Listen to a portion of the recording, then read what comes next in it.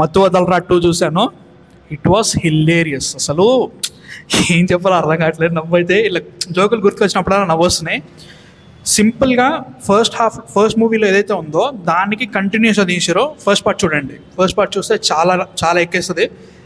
అంటే లైక్ అవసరమా అంటే అవసరం లేదని చెప్తా, బట్ స్టిల్ కొన్ని ఉన్నాయి ఖచ్చితంగా అవి వాడాలని, అవి చూస్తే ఇంకా అర్థమయ్యే ఛాన్సెస్ చాలా ఎక్కువ ఉంటాయి అన్నట్టు.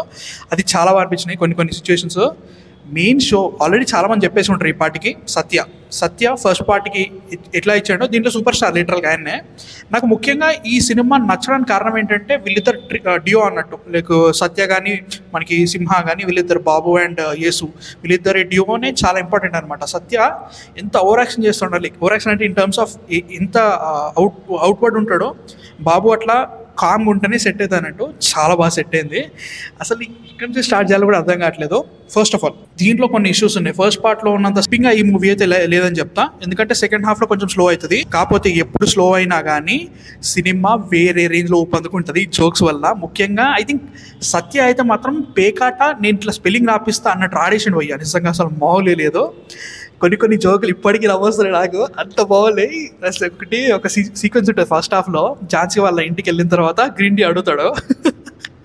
గ్రీన్ టీ అడిగిన తర్వాత లైక్ అది తీసుకొచ్చేస్తుంది, టేస్ట్ బాగా అని ఉంచేస్తాడు అనమాట. అది లైక్ చాలా సింపుల్, అది ఏందబ్బా అనుకోవచ్చు.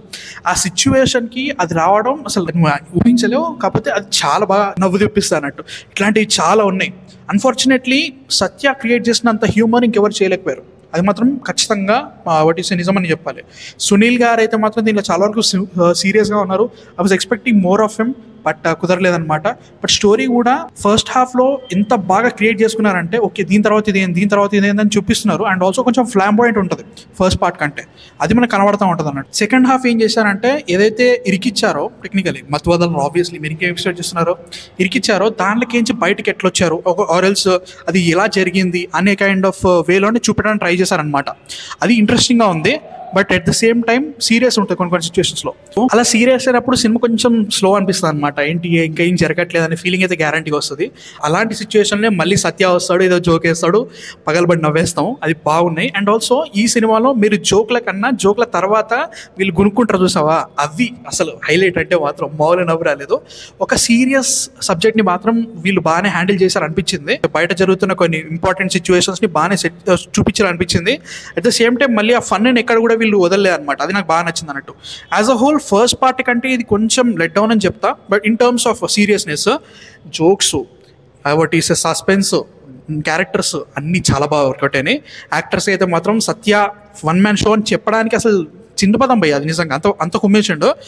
సింహ చాలా బాగా చేసిండు, నిజంగా చాలా బాగా చేసిండు. ఒక కంపోజ్డ్ వేలో ఒక what is a confused Insaan ఎలా ఉండడో చాలా బాగా చూపించిన అన్నట్టు. అన్ఫార్చునేట్లీ సునీల్ గారు అంత నచ్చలేదు. And also Faria was good, okay అనిపించింది. వెన్నెల కిషోర్ గారి క్యారెక్టర్కి ఒక రీజన్ ఇచ్చారు, నాకు ఏం అనిపించలేదు అంతా. But still as a whole ఈ వాజ్ ఓకే మ్యాన్. అంటే ఇప్పట్లో ఈ మధ్యలో జరిగే సినిమాల్లో ఆయన ఎలా చేస్తున్నా అలానే చేస్తారనమాట. All in all this was a really good movie. And music బాగుంది, చాలా బాగుంది, సెట్ అయింది. అండ్ రితేష్ రానా చాలా బాగా చేసిండు. నిజంగా I was really expecting to disappoint. ఎందుకో అంటే లైక్ హ్యాపీ బర్త్డే తర్వాత మళ్ళీ చేయగలుగుతారా, మ్యాజిక్ చేయగలుగుతారా అనుకున్నా. He killed it man, seriously చాలా బాగుంది. ఖచ్చితంగా చూడండి. I really loved it. Me thoughts ఒకవేళ చూస్తే చెప్పండి కింద కామెంట్స్లో. అండ్ నెక్స్ట్ వీడియోతో మళ్ళీ కలుస్తాను. అంతవరకు man of fiction signing off.